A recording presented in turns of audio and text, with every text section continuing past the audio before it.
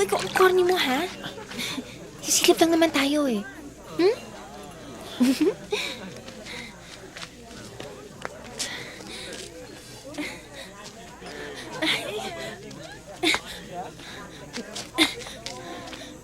Halika nga dito. Dito ka. Pasan mo ako. Ano? Pasanin mo ako. Yeah. Doon. Bilis. Dito na. Good evening, sir. Oy, good evening. Daniel, ang layo pa rin natin eh. Hindi ko makita kung nung suot ni Monique.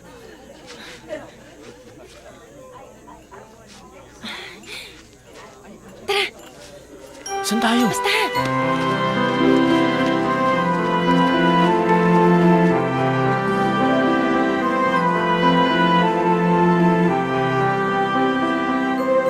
Ito na.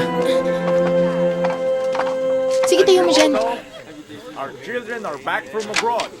Ba't di mo kaya ako tulungan dito? Ito naman, para namang bago dyan. Due to their studies. Ay na nga. Our son is now a graduate of business management. Ayos na. O sige, mauna ka na. Sige, alalayan kita pagdating ko sa taas. And our daughter taking up fashion design Ingat ah. in Paris. And so, ladies and gentlemen, allow us to introduce to you our pride and joy, our children, Antoine and Monique.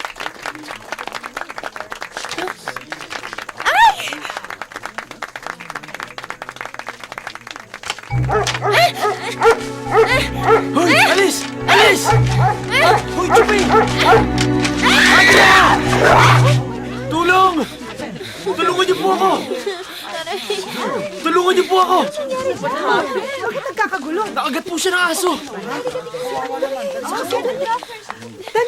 Daniel! Bakit? Anong nangyari? Nakagat siya ng aso! Jesus Mariosep! Yaya, nakawala na naman yung aso. Paano nangyari? Nakakandado yun! Excuse me. Mariosep naman, Excuse me. oh! Anong nangyari dito? Anton! Nakagat siya ng aso! Oh my God. Ma, dali natin siya sa loob. O sige, mabuti pa. Sige, sumama ka na kay Anton. Hindi, dadalhin kita sa loob. Ha? Sige na, Kailangan pamayag ka na! matingnan natin yung sugat mo. Huwag na ho. Sige na, ha? Kami na lang ho. Daniel! Tabi. Halika na! Yaya, tumawag ka ng doktor. Excuse me, tabi. Andrea! Kami na lang ho! Andrea! Daniel!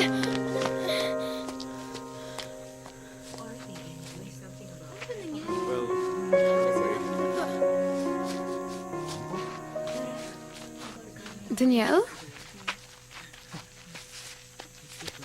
Naalala mo pa ba ako? Ako yung kalaro mo dati. Yung nagpipilit na magpakasal sa'yo. Monique? Akala ko nakalimutan mo na ako. Baka kung ano nangyari kay Andrea. Huwag kang mag-alala sa kanya. Si Kuya bahala sa kanya.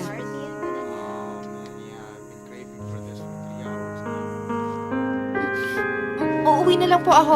Relax Maliit lang. po sa inyo. Alalayan mo, baka Relax lang. takot. Hindi man sakit to. Maliit lang naman ang yung sugat eh. Baka ho pwedeng hugasan Kailangan mo natin sa bahay. injectionan. Andrea, para hindi mabuti kumalat para ang sa'yo rabies. Hinga na malalim. Oo, di ba? Parang kagat lang ng langgam. Oo, no. Okay ka lang?